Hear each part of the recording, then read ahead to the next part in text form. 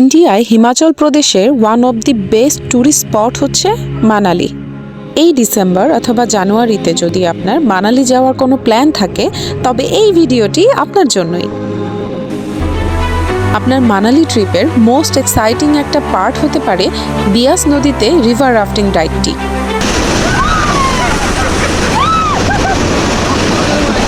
Hello, it's me Shayla, চলে এসেছি আরেকটি ইনফরমেটিভ ভিডিও নিয়ে। মানালিতে ঘোরার আদর্শ সিজন হচ্ছে গ্রীষ্মকাল এবং শীতকাল। সামারে মানালি তাপমাত্রা থাকে 10 থেকে 25 ডিগ্রি সেলসিয়াসের মধ্যে। এই সিজনে মানালির বেশিরভাগ ট্যুরিস্ট স্পটগুলো খোলাই থাকে, তাই এই সময়কে আপনি মানালি ঘোরার আদর্শ সময় বলতেই পারেন।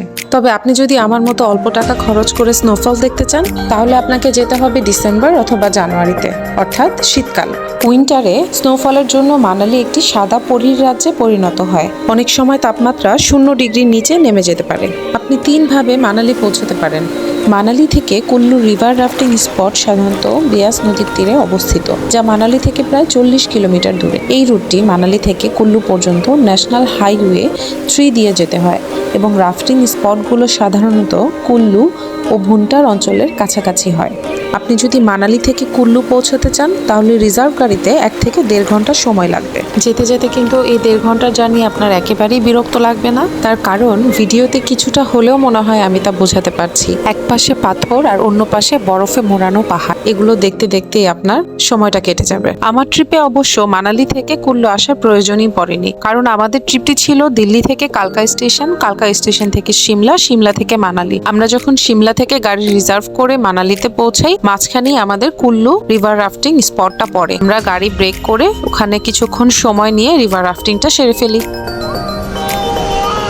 কুল্লু পৌঁছে আপনার সর্বপ্রথম যে কাজটি হচ্ছে দরদাম করে একটি বোর্ড রিজার্ভ করে ফেলবেন। এই স্পটে বুকিং মানি যেখানে নেওয়া হয় সেখানে একটি সিন্ডিকেট আছে, আপনাকে যে কোনো সময় টুপি পরিয়ে দিতে পারে। আর বাঙালি পেলে তো কথাই নাই, বাংলাদেশিদের বাস দেওয়ার জন্য ইন্ডিয়া সবসময় প্রস্তুত। আমাদেরকে ভাড়া বলেছিল 7,000 রুপি। আমরা 2,000 রুপি থেকে দামাদামি করতে করতে সেটা 3500 টাকায় মিটিয়ে নিয়েছিলাম। আমরা 3 জন ছিলাম বিধায় আমাদের মাথা প্রতি টাকার অ্যামাউন্টটা একটু বেশি ছিল। আপনারা যদি বড় টিম যান তাহলে মাথা পিছু খরচটা অনেকটা কমে আসবে। আর হ্যাঁ, যাওয়ার সময় কিন্তু বাড়তি কাপড় নিতে একদম ভুলবেন না, কারণ রাফটিং শেষে আপনাকে অবশ্যই কাপড় চেঞ্জ করতে হবে। আপনি যদি সাঁতার জানেন তাহলে অবশ্যই এখানে নামতে পারবেন, সাঁতার না জানলে এখানে নামা খুবই বিপজ্জনক। এই পানিটা মূলত বরফ গলা পানি, তাই পানিটা হিম শীতল থাকে সব সময়।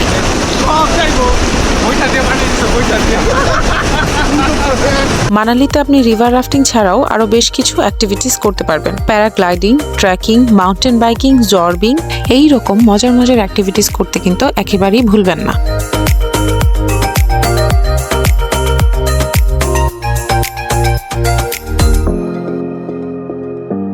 হিমাচল প্রদেশের রিভার রাফটিং কেমন লাগলো আপনার কাছে? আমাকে কিন্তু অবশ্যই জানাবেন। দেখা হবে অন্য কোনো ভিডিওতে। আল্লাহ হাফেজ। ओके चलिए 1 बाय 1 केयरफुल।